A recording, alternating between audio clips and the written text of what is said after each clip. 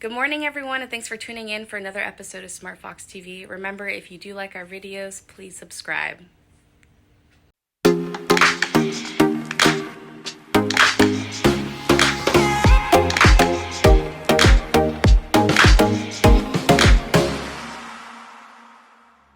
Hello, this is Tracy with SmartFox. It's never too late to start planning your future, even when you really have no idea what you want your future to look like. Well, we all do it. Planning your career or your future life goals past high school is something everyone has to do. The choices you make have a lasting impact, not only on yourself, but on your loved ones, the future. You can always change your mind after you make decisions, of course. The journey to the future you want is so much easier when you start planning for the future that you have always imagined.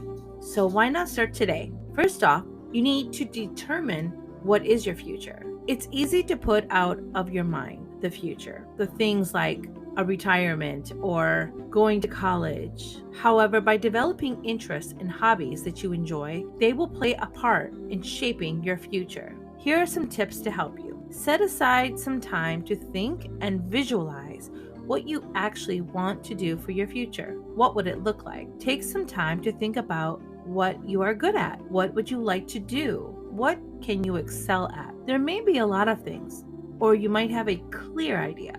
So just imagine, talk to people that you are close to. So sometimes your friends or family see sides of you that you don't even notice. If you write down your goals, they are more likely to happen. So make sure to plan and write things down. Once you have a plan and some goals in mind, it's time to make some decisions. Some things you want to work on while you're in school are working on your communication skills, your critical thinking skills, emotional intelligence, your financial literacy, your time management, and stress management. These are all the areas that every adult will come up against. You're going to have to be able to communicate well with people you work with, making critical thinking decisions about the choices you make, having an emotional intelligence to your day-to-day life, having the ability to use your finances in a positive way, making time management for all that you do, and of course, stress.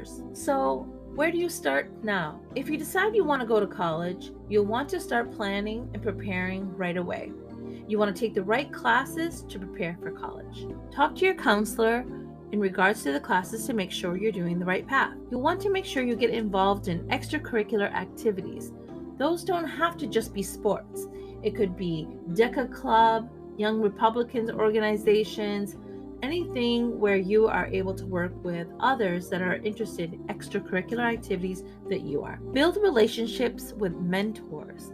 Find people who maybe you could shadow with their work if you're interested in learning more about their field. As I mentioned earlier, you want to work on readiness life skills, and if you have a plan in place and also have interest in certain colleges, you can start scheduling college campus tours as soon as you become a freshman in high school. Whatever it is that you plan to do, make sure it's something that you feel that you can see yourself doing in the future. Be patient with yourself, think realistically, and don't be afraid to take a risk. That's all for SmartFoxTV. Have a wonderful day.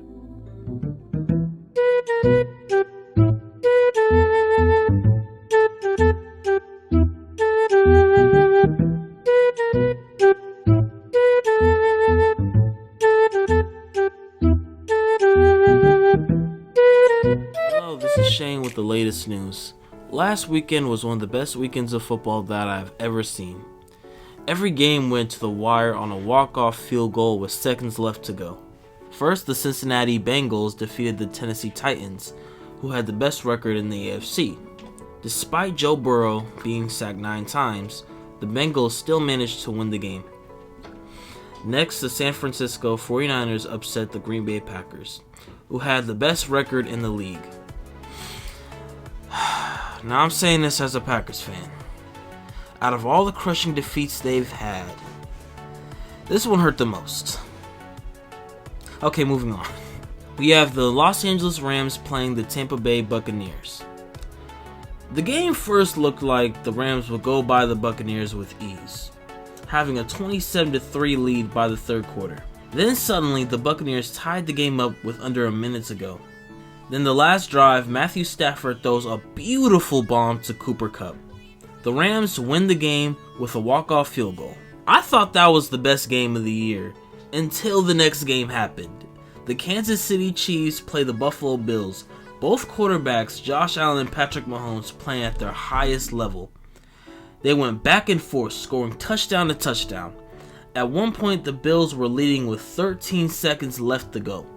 Then somehow the Chiefs marched downfield, forcing overtime. The Chiefs win the coin toss, which sadly decided the game. Despite the lousy overtime rules, this game was still amazing to watch. There are now 4 teams left in the playoffs. Who will end up going to the Super Bowl? That is all from me. Have a wonderful day. This is Kim. This is Tracy. Hi, this is Sally. This is Shane. And thanks for watching SmartFox TV. Stay Foxy.